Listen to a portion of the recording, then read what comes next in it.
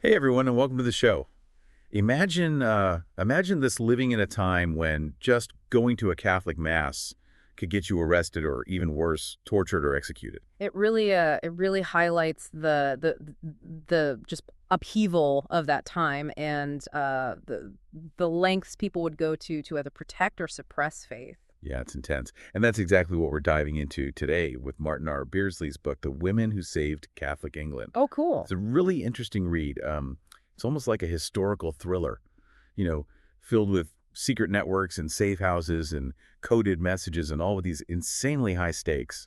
Yeah, and what's fascinating is this concept of the Catholic resistance, as Beardsley calls it, is that it's primarily defensive. Hmm. Unlike a lot of other resistance movements, their goal wasn't to overthrow the government or launch Oh, attacks. It yeah. was about protecting their faith and protecting their priests and their way of life. And doing all of this, knowing that anyone, even their own servants or children, could betray them. I Oh, mean, the authorities used any means necessary to pressure those who harbored priests. yeah, it really created this atmosphere of constant fear and suspicion, and you never knew who to trust. So it must have been incredibly difficult to live with day in and day out. To really understand their struggle, Mhm. I think it's helpful to take a step back and look at the historical context. Yeah. So, England's shift from Catholicism to Protestantism, that kind of started with Henry VIII, but really escalated under Elizabeth I, right? Yeah, well, Henry VIII's break from Rome was more about power than doctrine. I mean, he still considered himself Catholic, Yeah. but his actions laid the groundwork for a more radical shift towards Protestantism under Elizabeth I. And she saw Catholicism as a direct threat to her authority, so she cracked down hard on anyone that remained loyal to the old faith. So even something as simple as just attending a Catholic mass could get you in really serious Oh, trouble. absolutely. You could face fines or imprisonment or even in some cases death. Yeah. And Beardsley uses the stories of two remarkable women, Margaret Clitherow and Vaux, to really illustrate this point. And they came from completely different backgrounds, but both risked everything for their faith. And their stories are a powerful reminder of how class and status really played a role in their fates. So let's start with Margaret Clitherow. She was known as the Pearl of York. This woman was a wife, a mother, and a pillar of her community. And what's so striking is just her unwavering faith, even in the face of so much danger. Yeah, she was deeply devout and believed that it was her duty to shelter priests, and she opened her home to them, providing them with a safe haven despite the risks. It's just incredible to think about the courage that must have taken. Her husband, John, wasn't Catholic, but he clearly loved and supported her. But their story takes a tragic turn when Margaret is arrested for her actions. And it's during her trial that she makes this decision that still sparks debate today. She refuses to enter a plea. Oh, wow. Why would she do that? By refusing to plead, Margaret chose peine forte et dure, which is being crushed to death. Oh, my gosh. It was a brutal method of execution, but she believed that by doing so, she would prevent her children and servants from being forced to testify against her. Wow. So she saw this as a way to protect her family, even in death. Right. Many view it as this ultimate act of self-sacrifice and love and faith. However, others argue that by choosing this path, she actually put her family in more danger.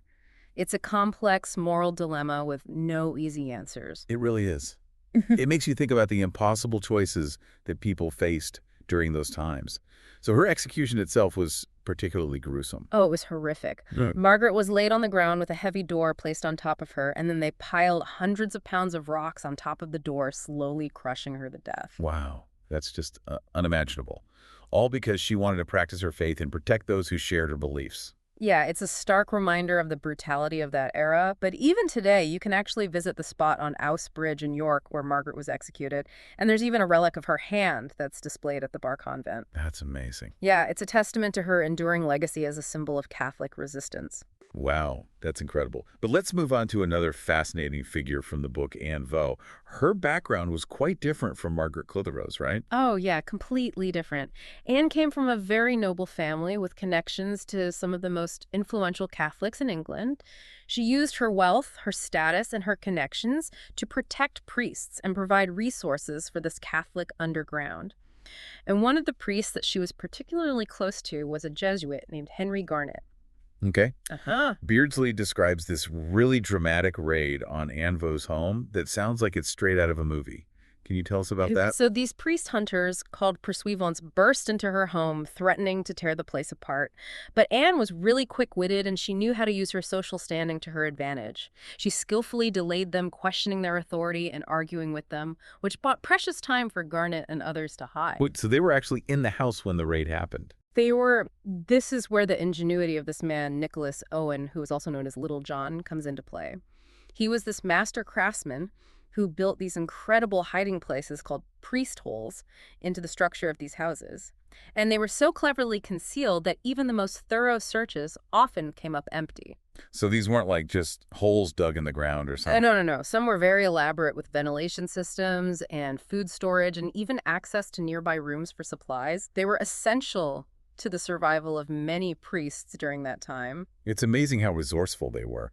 So it seems like Anne Vaux's social standing provided her with this level of protection that Margaret Clitherow didn't have. Yeah, it's true. While someone like Margaret, who was middle class, faced immediate and harsh punishment, the authorities were much more hesitant to arrest or execute someone of Anne's status, at least for a while.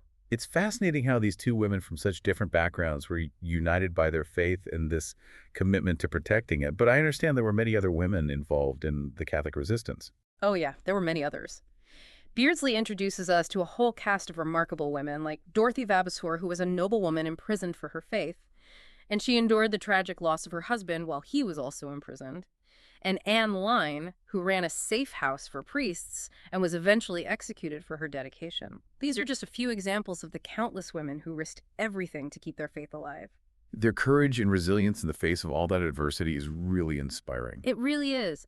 Their stories remind us that even in the darkest of times, individuals can make a difference, and their struggle for religious freedom has echoes even today. It also serves as a reminder that tolerance is fragile. And it's so important to safeguard religious freedom for everyone.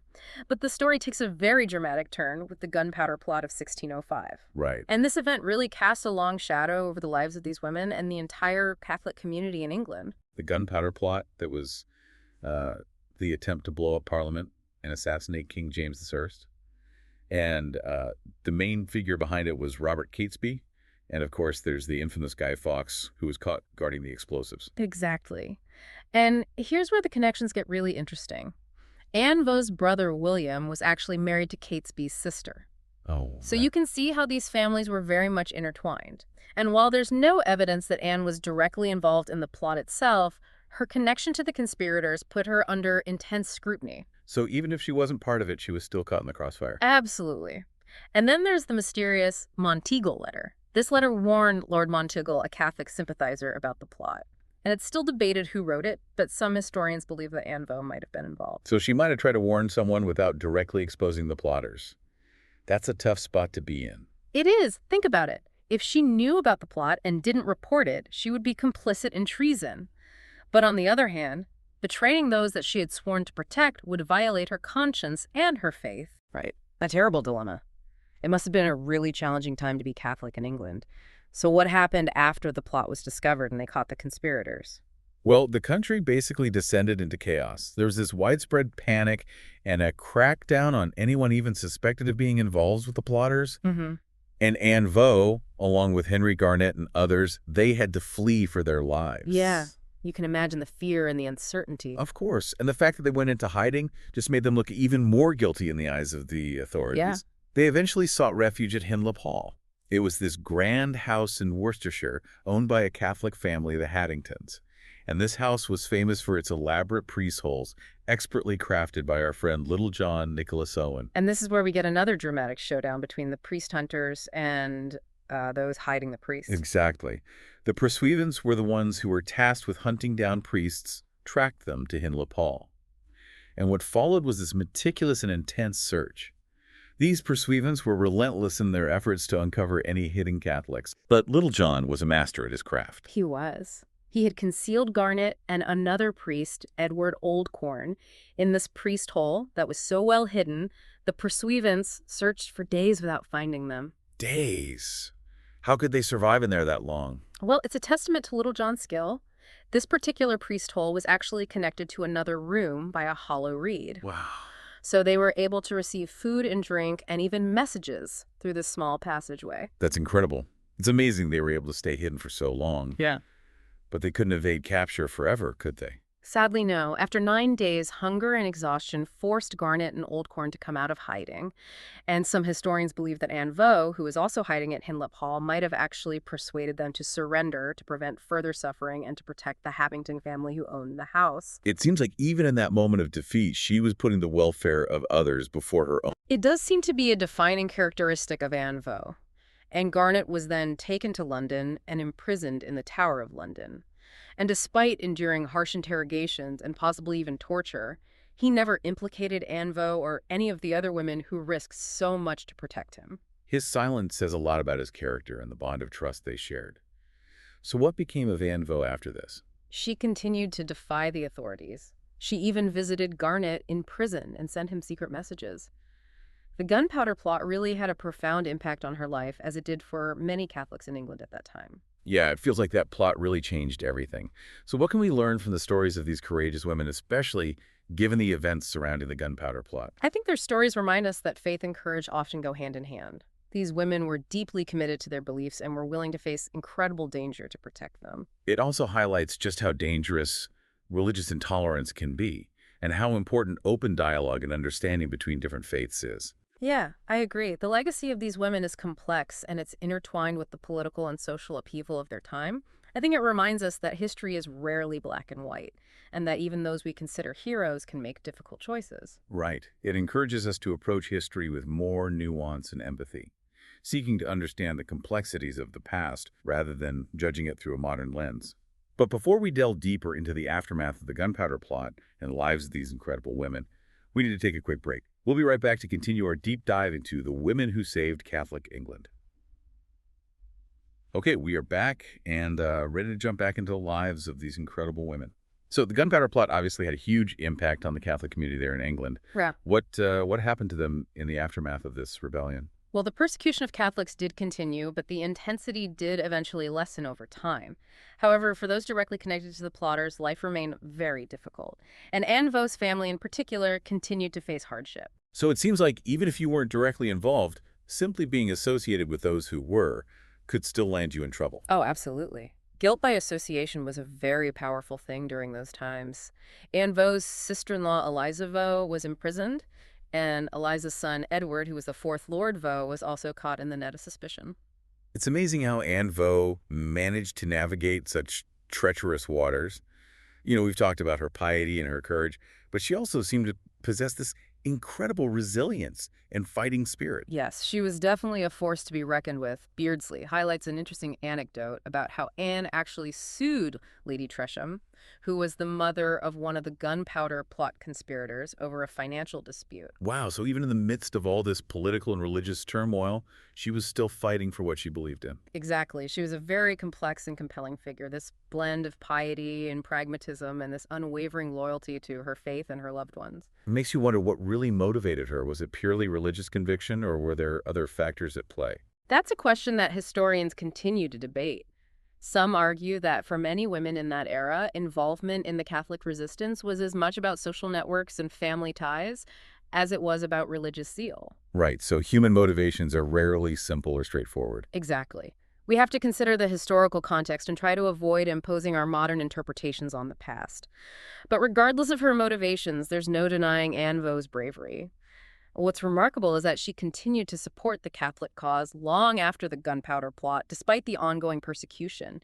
She even helped to establish a Jesuit college in Ghent, Belgium. Wow, so she dedicated her life to ensuring the survival of Catholicism in England.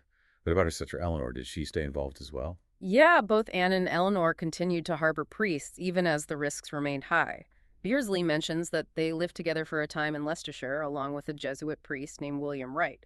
Their commitment to protecting their faith and those who served it never wavered. Amazing. It's a true testament to their dedication. But they couldn't live in that constant state of fear forever.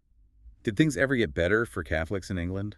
Well, it was a very gradual process. There were periods of relative tolerance followed by renewed crackdowns, but over time, attitudes toward Catholics did begin to shift, and eventually laws were passed to ease the restrictions placed on them. So the sacrifices that these women made and countless others who fought for religious freedom ultimately paved the way for greater tolerance and understanding. Absolutely. Their unwavering faith and courage, even when facing danger and persecution, helped to ensure the survival of Catholicism in England. And they really laid the groundwork for the religious freedoms that we enjoy today. It's a powerful and inspiring story. It makes you reflect on the importance of faith, courage, and resilience, not just in the context of religious freedom, but in any fight for justice and equality. Yeah, and their story also highlights how seemingly ordinary individuals can make such an extraordinary impact on the world. These women weren't political leaders or military figures. They were mothers, wives, sisters, daughters who just found themselves caught in this incredibly tumultuous period of history, and yet their actions helped to shape the course of religious freedom in England. What a legacy to leave behind. It's a reminder that each of us has the potential to make a difference, even when facing seemingly insurmountable challenges. Hmm. Well, that brings us to the end of our deep dive into the women who saved Catholic England. It's been a fascinating journey filled with intrigue and danger, and these inspiring stories of courage and resilience. What stood out to you the most? What resonated with you on a personal level? We'd love to hear your thoughts. Leave a comment below, share this episode with your friends, and be sure to subscribe so you don't miss out on future deep dives into captivating books and ideas. As you go about your day, we'll leave you with this thought. How can we honor the legacy of those who fought for religious freedom? How can we embody that same spirit of courage and compassion in our own lives?